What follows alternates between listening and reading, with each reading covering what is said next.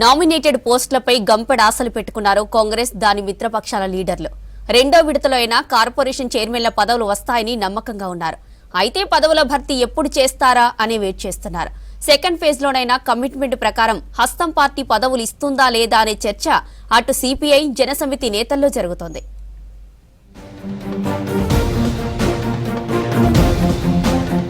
గత అసెంబ్లీ ఎన్నికల్లో కాంగ్రెస్ తో కలిసి పనిచేశాయి సిపిఐ, తెలంగాణ జనసమితి పార్టీలు.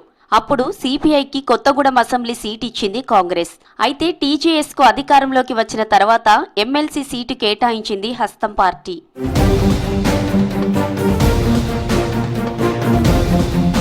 దీంతో పాటు అధికారంలోకి వస్తే సిపిఐ, జనసమితి పార్టీలకు కార్పొరేషన్ చైర్మన్లు, ఎమ్మెల్సీలు ఇస్తామని కాంగ్రెస్ హామీ ఇచ్చి నచ్చజెప్పింది. ఎంపీ ఎన్నికల్లోనూ తమకు 1-2 సీట్లు ఇవ్వాలని సిపిఐ మొదట కాంగ్రెస్ ను కోరినా బీజేపీని ఓడించడమే టార్గెట్ గా చివరకు వెనక్కి తగ్గింది. కాంగ్రెస్ పార్టీకి మద్దతిచ్చింది సిపిఐ.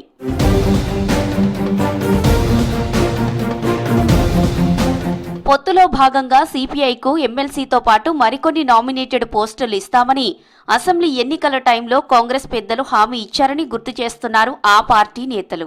ఇప్పటి వరకు వచ్చిన ఎమ్మెల్సీలు మొదట విడత కార్పొరేషన్ చైర్మన్లలో సిపిఐకి ఒక్కటి కూడా ఇవ్వలేదు. రానున్న రెండో విడత కార్పొరేషన్ చైర్మన్లలో కనీసం 4కు తగ్గకుండా ఇవ్వాలంటోంది సిపిఐ. ఇక మరోవైపు ఖాళీ కానున్న ఎమ్మెల్సీ స్థానాల్లో 1 కేటాయించాలని డిమాండ్ చేస్తోంది.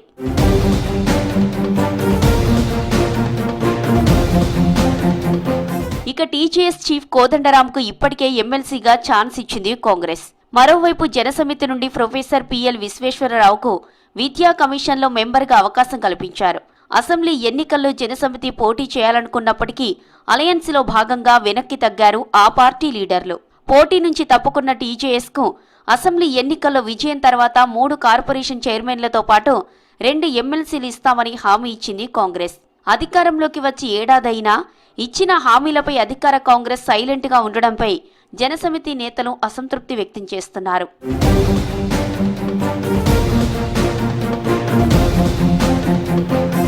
సిపిఐ, జనసమితి పార్టీలో ఎమ్మెల్సీ, కార్పొరేషన్ చైర్మన్ పోస్టులు ఆశిస్తున్న లీడర్లు కాంగ్రెస్ పై ఒత్తిడి పెంచాలని అంతర్గత భేటీలో నిర్ణయించినట్టు తెలుస్తోంది. అధికారంలోకి వచ్చే వరకు కలిసి పనిచేద్దామన్న నేతలు ఇప్పుడు లైట్ తీసుకోవడం ఏంటని లోలోన గుస్సా అవుతున్నారు 2 పార్టీల లీడర్లు. రాష్ట్రానికి కొత్త ఏఐసిసి ఇన్ఛార్జి వచ్చిన తర్వాత రెండో విడత పదవులు, ఎమ్మెల్సీ అవకాశంపై క్లారిటీ వస్తుందని అంటున్నారు హస్తం పార్టీ నేతలు. అటు సొంత పార్టీతో పాటు మిత్రపక్షం లీడర్లు కూడా దీనిపై త్వరగా నిర్ణయం తీసుకోవాలంటున్నారు.